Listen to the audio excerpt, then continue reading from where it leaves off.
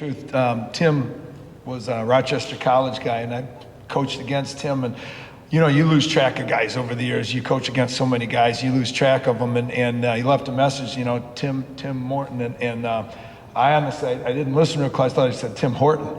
And I have a special needs brother that I've become a legal guardian for. And if you know anything about autism, he's blind, autism, partial brain damage, and they're very routine, very happy. So Tim Hortons is like a thing for him. So I thought, hey, maybe I get some free certificates or something. Tim Horton wants me to speak, so this is great. I might get something out of this. So. No, it's a real honor. It's a pleasure. I tell you, I have so much respect for coaches, obviously being one, but just any time you're asked to speak, it's an honor and a privilege. I consider it so, but none more so when I speak to coaches, because I really have a heart and a passion for coaches and people who work with coaches and interact with coaches. This is great. I was 15 years at Tennessee working with the Lady Vols. I was 5 years at one time before that with the men, so it was an interrupted 20 years. But coming back to Michigan, where I'm from originally, where I coach, has been an incredible blessing. Reconnecting with so many people that you don't lose the friendship, but because you're so immersed in your world, you lose some of that connection. And people in the audience here, Kurt David, that I go way back, working the same college camp. Mike, I remember from my coaching days. Steve, we've coached against Demetrius. Certainly, Sam's father was a legend that, we crossed paths a number of times. And even with the speakers, so many kind of connections with that. I will say I have a little issue. Matt, I had to do a double take, okay? And listening to you, this guy was a killer, all right? Don't let all that stuff that he told you, there's truth to it all. But let me tell you, this guy was a certified killer as a player. 12 years as a GLIAC men's head coach, and this guy, I had to watch him rip us to shreds numerous times. Where was that compassion back then, all that stuff and that heart for, where was that? When you were getting 30 and 15 in those games against Northwood and Saginaw Valley, that's what I want to know. So, but it's an incredible honor and a blessing to be here with all of you. I think, I know the topic that you have is the life of a Christ-pursuing coach. That's certainly going to do, and I think specifically what I want to address with you is kind of just some areas, a couple of those areas where that really is particular. Where does the rubber meet? We hear that all the time. How do you integrate your faith into coaching? And so where that comes together is kind of what I want to focus the time this last time I have with you. Quick story though, I got to tell you, we got Tony, was a soccer guy, so he may appreciate this. Working with Coach Summit, I was with Pat for 8 years before she got sick and developed early onset dementia, early onset Alzheimer's, and ultimately died. Phenomenal, one of the best experiences of my professional life by far. Is just an amazing, amazing woman, in addition to being an incredible coach. Very highly competitive. In coaches, I'm singing to the choir here. We're all wired like that. We are who we are, right? So Pat tells the story. Tyler's her son, first year playing soccer. He wants to try soccer, so she picks him. She wants to be a really good mom, and she's always available. So she picked him up from a soccer game. It was like his second or third game. And she said, as I'm watching the game, and she goes, I'm kind of fighting the coach in me. There's the coach and the mom, and so I'm not going to say anything. So I just determined, once that game's over, hey, did you have fun? We're going to go get ice cream. I'm going to be the mom. And so that's kind of how it starts out. And so they're driving along. They go a few miles, and Tyler says, Mom, what'd you think? And so Pat, as she's telling the story, she says, okay, again, we're going for ice cream. But she said, all right, that sucker opened the door. Okay, here we go. All right. So she basically tells him, she says, Tyler, I was a little bit surprised, and I got to tell you, somewhat disappointed. I expected you to be more aggressive. I mean, my gosh, I mean, you know, the ball was right in front of you several times and you just let other people come in and get it. A couple times it was you, several times it was your own teammates. They just swooped in ahead of you and get it. There was just, I didn't see any drive in you or any intensity or anything like that. I mean, I thought surely a son of mine would just have more competitiveness in you. I can't tell you, I'm really disappointed. And he just took it. And Pat kind of said, I was waiting for a reaction for him, and there's nothing. So they drove a few more miles. They finally came to an intersection, a stoplight. And Tyler had looked straight ahead the whole time. He turned it to his mom, and he said, Mom, you do realize I'm the goalie.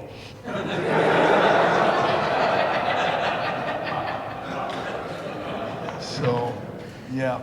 Mike, I agree with you. If I'd have known all these guys and could have had a preview, I would have asked to go on first too. I would have made something up, said I had something going, and made a phenomenal.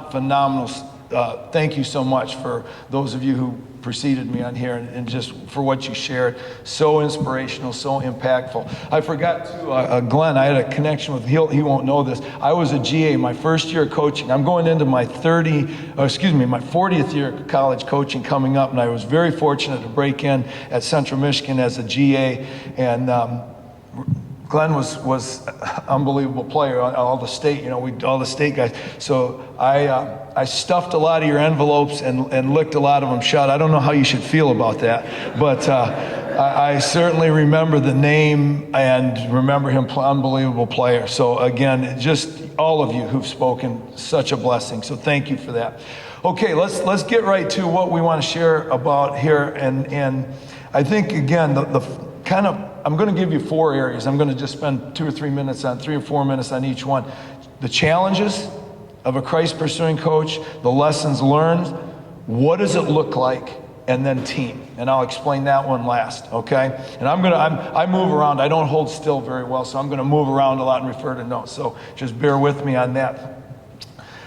Okay, let's talk about the challenges, because that's obviously the first thing we encounter. We live in a different world now. Being a follower of Jesus, being a Christian coach, I remember years ago when I was my first year at Tennessee on the men's staff, I was asked to speak at a church, and I was 27 years old, and it was a little tiny church outside of Chattanooga. To this day, I couldn't get back there if you paid me. I don't know where it was, I can't remember, but it was a little church, country church, and sometimes they reach out to you. Tennessee's kind of a big deal in that state. They reach out to coaches to come speak, and I was speaking at church, and I remember whoever introduced me, they said, Dean is a new coach at the men's staff at the University of Tennessee, and he's a new college basketball coach on the men's staff. He's also a Christian. And there weren't many people. There might be like 20, 30 people in church. And some old guy in the back, he said, when are you going to make up your mind? As if you couldn't be a Christian and a basketball coach at the same time. And I think that's one of the things that we fight. That's one of the things in today's world, right? It's not necessarily popular. And we also have things that we have to deal with that are in place that at one time you could be much more open. You could be much more, and not to say that I've never been ashamed, of being a Christian. I've never apologized for it. But I think as Christians, we're also told, what did Jesus say? Pay unto Caesar that which is Caesar, and give unto God what is God's.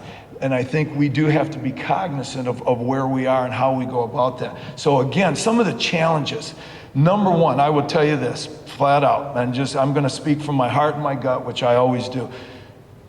It's the pressure to win. One of the things that we deal with as coaches, I think, again, I'm singing to the choir. I think probably so many people in here who are coaching or have coached, you probably got in this part of your reason to impact people. Because I think those of us who coach were somewhere along the way, we were positively impacted by other coaches. And so we want to give what was given to us. We want to share that. And that's a good thing. But let's just be frank. In order to impact people, you have to keep your job. In order to keep your job, you have to win. And it's as simple as that. In order to keep impacting people, you've got to stay in position. as a coach. Now, it doesn't mean you certainly, there's so many ways you can impact people, but those of us who have a heart and a passion to coach, and that's what we want to do. That's where we feel, that's our mission field. Part of the deal is to stay. I don't care what level you're on anymore. It's important that you succeed. And that's part of the profession. Sometimes people look at that, that's a bad thing. No, that's not a bad thing. But I think we have to learn how to balance that. We have to learn how to balance that. I think so, 2 or 3 of the speakers here referred to that. I'm not going to, go over that again. But it's so important to keep that in perspective. And you know what? It's sometimes like chasing an elusive butterfly or an elusive flower. The more you seek it and try to grab it, the more it eludes you. But when your processes are right, Matt talked about when he surrendered, had the best season in 20 years in school history. I think we have to keep that in perspective about winning. So I think that's very, very important. Another challenge is, as coaches, there's a need to establish ourselves, and especially as a young coach. I was a 31-year-old head college coach at one point, and all of us have, especially when we become head coaches, we have a hunger to establish ourselves as coaches, as our you hear it all the time if you're watching games on TV or you're listening, any media that talks about coaching. This guy's getting it done. They're getting it done there. Or she's really got it going.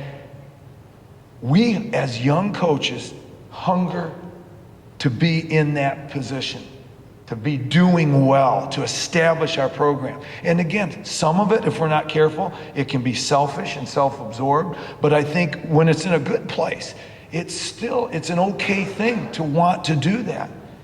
But that's something that can run counter to our faith if we're not careful.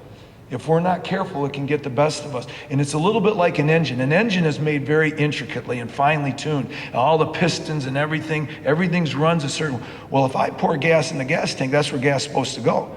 But if I pour gas where oil is supposed to go, and then I pour it where the antifreeze is supposed to go, I'm going to have a machine very quickly that's going to be out of whack.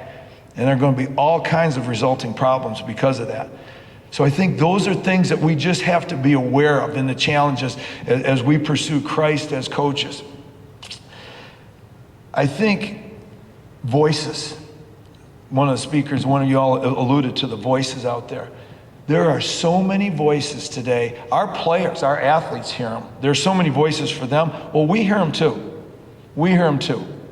If we're honest with ourselves, we hear them too. Our fan base, our chain of command, our administration, our fans, the social media, the regular media that you have to meet with after the game. There are all kinds of voices out there commenting on us, on you, the job you're doing, how your team is, your players, all of that. We have to be very judicious of who we listen to and when we listen to them. I think that's very important. Doc Rivers, I heard him speak a number of times. Doc Rivers, phenomenal speaker. My gosh, could listen to him all day. And one of the things I really like he talks to his players about is voices and choices. Voices and choices.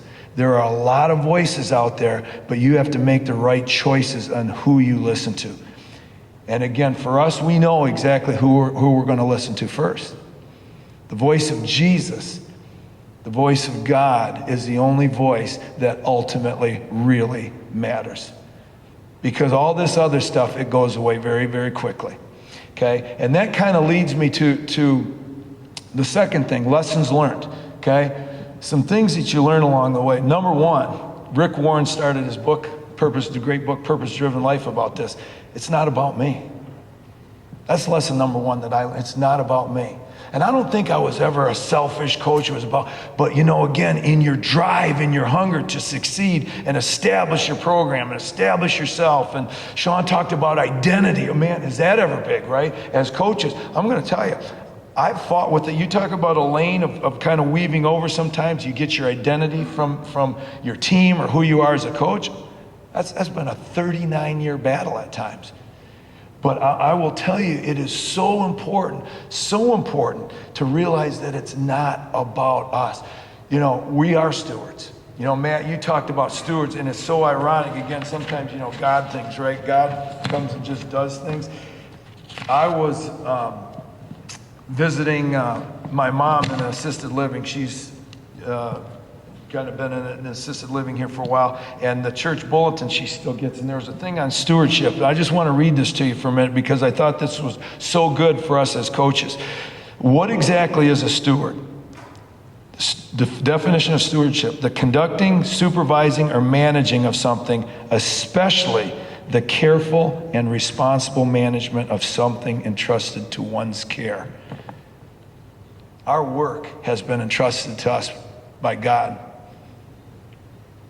God has given us care of where we are. Now, make no mistake about it, and maybe because I'm older now and I'm going into my 40th year, and you can kind of look, you have a little bit more time to look back on things, but I've realized this one thing. That chair that I'm sitting in at Michigan State now, somebody else is going to be sitting in that chair someday.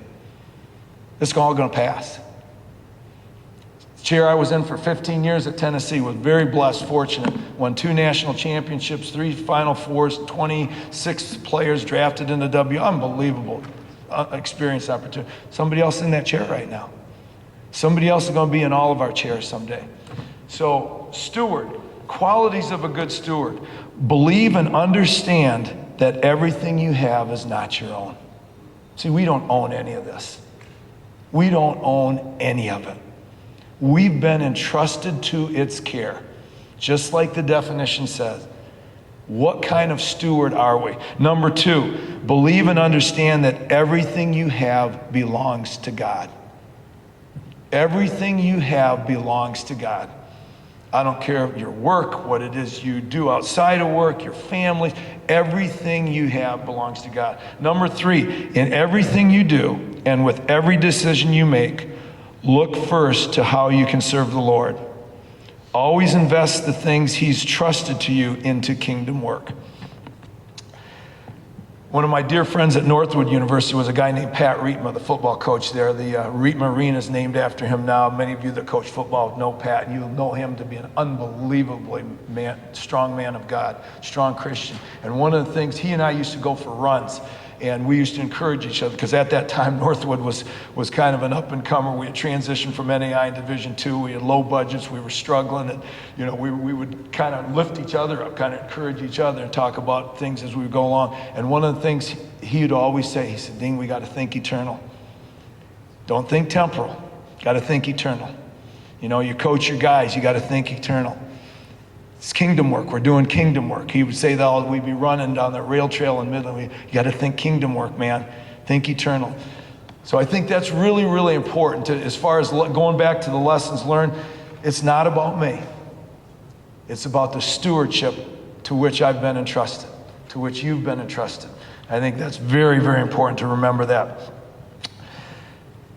I don't know if I have a favorite verse, but among my favorites, Proverbs 3, 5, and 6.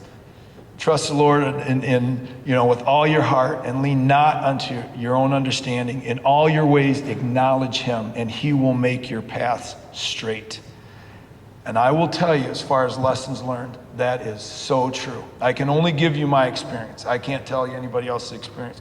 But I will tell you that in 39 years of college coaching, there have been things, because I've learned to let go and learn that I'm not in charge and I'm not in control. There are things that have been brought about that have only come, that can only be explained as coming from the hand of God. Somebody asked me, when this transition took place at Tennessee, the head coach at the time there, she had been Pat's assistant, been through all 8 national championships with her, went to the NCAA, had the highest win percentage of any active coach in the Southeastern Conference. We had a year we got in the NCAA tournament, but we had some internal things going on that weren't real good, but she still had a year left on her contract, and at that time the AD said, it's time to make a change. And all of a sudden, you find you're in transition, and then short time later, Coach Merchant, Susie, reached out here at Michigan State. So people ask me, how did that happen? What did you do? I told them, not a darn thing. That's the hand of God and the timing of God working. And because I've learned to let go and trust God for outcomes. See, I think we have to do our job to fight battles. I think God's given us, Pat used to say, you got 2 hands, two hands, 2 feet, 2 eyes, and a brain. You better use them. I do think we have to fight our fight. But at the end, we're not in control of the outcomes. Our job is to be faithful. Our job is to be obedient. And our job is to be available. God can do anything. He can do anything through any of us if we exhibit those qualities. He took a guy that was a shepherd that they weren't even looking at, and he made him a king. Okay, number 3. What does it look like? What does being a Christ coach really look like? You know, we've talked about challenges, talked about the lessons learned, but let's talk, how does that practically happen? I think the first thing is you have to be authentic. You have to be yourself. Kids can smell, players can smell, I don't like the kids anymore. Players can smell a phony and a fake from a mile away. You have to be you. You have to be who you are. And, you know, make no mistake, you know, sometimes, and I think it's really important for clarity on this for me, because over the years, I've been to a lot of FCA events and different things and athletes in action, and sometimes you hear people, and it's got a soft kind of, no, you don't. There are times players need to be held accountable, probably more so today than ever before. And part of loving people sometimes is being tough and demanding. And asking their best and telling them that they're capable more, and you're not going to settle for the best. And here's the standard, and we're not going to settle. This is the line. We're not going to take anything below this line. That's our line.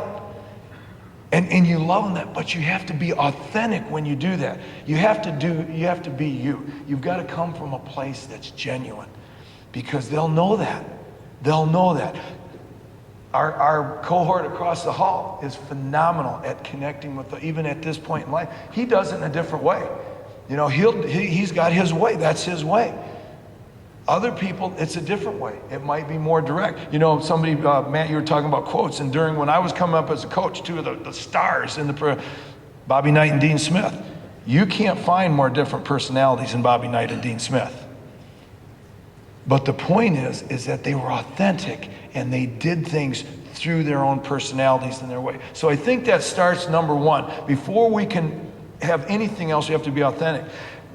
Matt touched on another thing real important, and again, Pat used to love this saying. I think she got it from John Maxwell. Her and John Maxwell were good friends, and they did speaking things, and I don't know, John stole it from somewhere again. Like all people, we steal good stuff, right?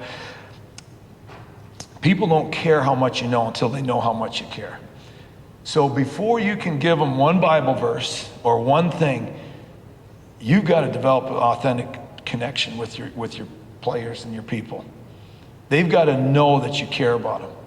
They got to know that you love them, that you care about them. You know, I always say this. There's 2 things I tell young coaches. Let's start real simple. Let's keep it simple. 2 things. Always tell players the truth and love them unconditionally. Tell them the truth at all times and love them unconditionally. Now, Coach Wooden, I was fortunate to spend a day in his home, which was a phenomenal basketball day. I can't even, and a life day. And he used to say, you know, he said that day, I remember, he said, "Now, Dean, I loved all my players. Some were harder to love. Some were harder to love than others. But I loved them all." And I think they have to know that from us. But more than just knowing it, they've got to feel it. They've got to feel it from us. The interactions that we have. How are we day to day with them? How we care for them. How we care for them beyond the playing field or the court. That's so important to have that. Once we establish that, other doors open. I have found that any spiritual conversations I've had with a player have first come once they see the authentic person that I am and striving to be consistent. You know, as coaches, we have to be the same person every day. We talk to players about that. Well, we have to do that. Before we can expect that of players, we have to do that. And once they see authenticity and once they see care, it is those other doors open up. I've only had spiritual conversations, quite frankly, with players once those 2 building blocks were in place. I've never just gone in and say, you know, how are you spiritually? Where are you with the Lord? They shut down pretty quickly, in my experience. And maybe that's just my personality. Maybe I don't do that well. Some of you may do that well. I don't. I have to have authenticity, I have to have a connection, and it has to be a genuine caring that they know that I care. And once that happens, other things really open up. What did Jesus say? You know, again, so many things we've overlapped, which kind of tells you that, you know, that there's something to this stuff. But I know, I think Sean put John in there, and I'm right now, I'm going through the Gospels, I'm on John, and one of the things, right after the point where Jesus washed his disciples' feet, just before he was being ready to be crucified, and he was letting them know a little bit more of the story of what was happening. This is what's going to happen now. And he was letting them know, and they were a little bit puzzled. And he washed their feet, if you remember, washed all of their feet. And then he told them, this is what I want. What I've just done for you is what I want you to do for each other now. Now it's your turn. It's your turn. And how will they know us? They'll know us by our love.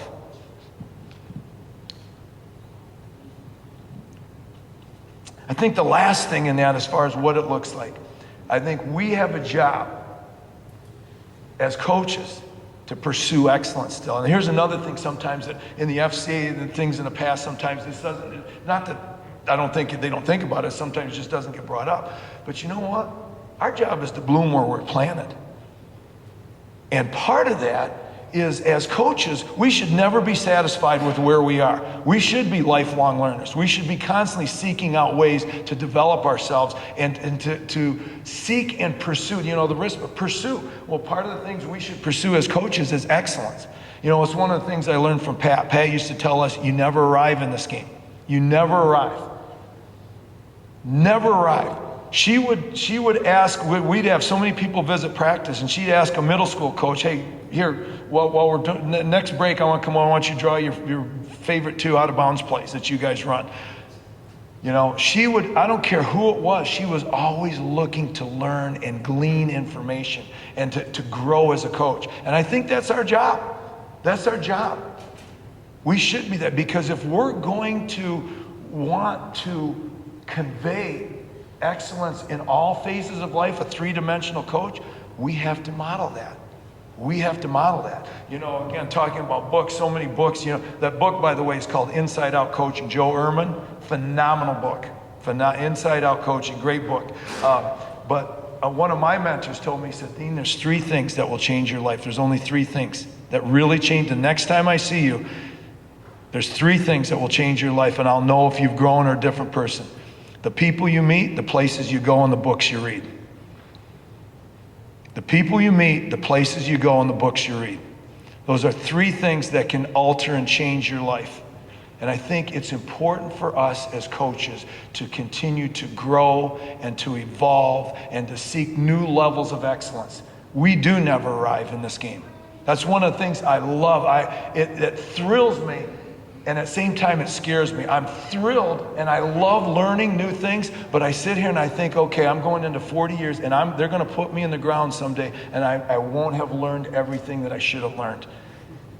It's just an exciting thing to be on fire and to have that kind of passion for growth, and that's something that we can also transmit to the people around us. I think that's so important. Okay, last thing, team. I think it's really, really important, really, really important to plug into a power source. Just all of us have phones now, right? And the batteries go down. What are you plugging into to charge your battery? And more importantly, who are you plugging into? You know, I think Matt laid out some great things. Coach Tony laid out some great things in terms of how we replenish ourselves and how we nourish ourselves. And I think that's very, very important. And I think it's like a lot of things, right? We have to find what works for us. I know this, Fellowship of Christian Athletes has been a huge part of my coaching journey. I think at virtually every stop, maybe outside of the U.S. Military Academy at West Point, when I coached at West Point, but we had a Christian, it wasn't FCA. But I think at virtually every stop I've ever been, FCA has been a big, big part of my journey, and I thank God for it. Because there has to be a way. Everything that we've talked about up here this morning so far, so much of it involves us giving and things coming out of us. At some point, we have to restore. Stephen Covey, right? 7 Habits of Highly Effective People. Habit number 7, sharpen the saw. And I think that's so important. There's no area where it's more important than it is spiritually. We have to spiritually replenish. You know, I'm very fortunate. We have an Athletes in Action rep that kind of pulled me in. Our AIA people from Tennessee kind of learned, hey, Dean's coming up. This guy pulled me in. I'm in a Bible study now with some of our coaches at Michigan State, and I'm going to tell you something. I look forward to that. And we work around times. Sometimes we got to work around times. And this COVID stuff, we had to test. So I'm going to tell you, I get on a Zoom call with those men, and it's huge for me. I can feel blood coursing through my veins. And when we're studying and our AIA rep leads us we turn that thing off and I can just tell. I've been nourished. I've been replenished. And I think we have to find a way. You might have a group. Maybe it's the quiet time and reading. I try to do that in the morning as well. I can't say I'm doing it every morning, but most mornings I get up earlier and just have some time to read and then think about what I've read. But I think we have to have a way and a system that we plug in to make ourselves stronger. The balance in life. Coach Wooden was big on balance. And I can't tell you how important that is to have the balance in our life. Your families, for those of you that have families and things that you do, to have balance. And I'll tell you something else, and I've noticed this. I don't have children. And so it's given me a different perspective. I can't speak as a father and a parent, but I kind of have this outside observer kind of. Our players watch coaches with kids. They watch them. You talk about, it's like a cat watching prey. They will watch how they interact with their children and how they interact with their spouses, and they are taking mental notes like you can't believe. How you interact with your children, your families, your spouses, your significant others, that's being watched and recorded every single day. And that's part of our impact as coaches, y'all. That's part of our impact. You want to be a Christ-pursuing coach? Love people around you. Again, love God, love others, right? The two greatest commands. And, you know, going back to John, one of the things that in fact, I pulled this, let me see, I'm going to check my technology skills. Right here, last thing, this is the power source. One of the things Jesus said later in John 15:4, remain in me as I also remain in you.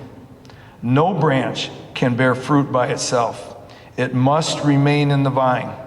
Neither can you bear fruit unless you remain in me. I think that's pretty clear.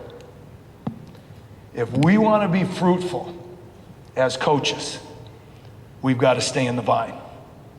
And we know exactly who the vine is and what it is and where we can find it. That's the beauty of it. We know exactly who it is and we know exactly where to find it. What we're doing here, folks, is much bigger. If all we're doing is try to win, try to establish ourselves, try to, our identity. Sean talked about identity. If all we're doing is feed, we're really missing the point. Pat used to say this too. If all we've done is win a championship, then we've missed doing our job. See, again, we got a higher calling. What's your higher purpose in coaching? We've got a mission field. This is our mission field. We've been blessed to be coaches. It's unbelievable, right? A lot of people go to work in suits. We get to go in sweats most of the time. What a blessing. But it's our mission field. And so it's our job to have those seeds and to have those thoughts planted. What is our higher purpose? What are we trying to do beyond? What's the long term? Amos Alonzo Stagg, the great football coach, when they were trying to abolish football, I don't know if you remember this, football was very violent for a while because of the equipment and everything, people were dying. So Congress was trying to abolish football back in the turn of the century, early 1920s, and they called some coaches to testify. And one of the senators kind of smugly said to Amos Alonzo Stagg, great football coach at the time, said, Coach Stagg, do you consider yourself a great coach? And he paused for a minute and he looked right in the eyes of the senator and he said, well, Senator, talk to me in 20 years and we'll see what my players are doing and then I'll tell you whether or not I'm a great coach. And I think that's what we have to have. We have to have that bigger picture calling. One of my favorite quotes for quotes, right? Again, General MacArthur, when I was at West Point, upon the fields of friendly strife are sown the seeds that upon other fields on other days will bear the fruits of victory. And I think, again, our sport, whatever it is, that's our vehicle. But what we're trying to do, y'all, is build people. And the only way to do that is stay connected to the vine. So you all have been very, very kind. Thank you.